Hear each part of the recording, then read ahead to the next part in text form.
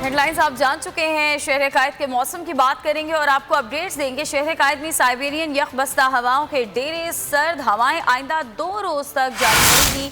महकमा मौसमियात ये बता रहा है। मरियम हसन मजीद बताएंगी कि महकमा मौसमियात शहर कायद के मौसम के हवाले से मजीद क्या अपडेट्स दे रहा है। बताइएगा मरियम।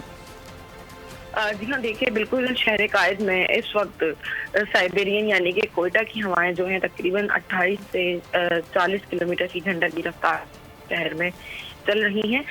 इन हवाओं की वजह से जो है सर्दी की शिद्दत में जो है वो भी इजाफा हुआ है, जबकि आज कम से कम दर्जा हरारत जो है वो 16 डिग्री सेंटीग्रेड रिकॉर्ड किया गया है।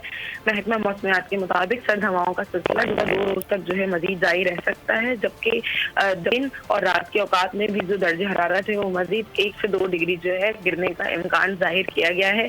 मगरबी हवाओं के सिलसिले के सबब जो है शहर कायद में ये साइबेरियन हवाएं चल रही हैं। जैसे ही मगरबी हवाओं का सिस्टम जो है मुल्क से बाहर निकल जाएगा तो वैसे ही शहर में इन हवाओं के चलने का सिलसिला जो है वो थम जाएगा और उसके बाद दोबारा से समुद्री हवाएं चलना शुरू हो जाएंगी, जिसके बाद शहर में सर्दी की शिद्दत में जो है किसी हद तक जो है कमी भी जो है वो वाक़ई होगी।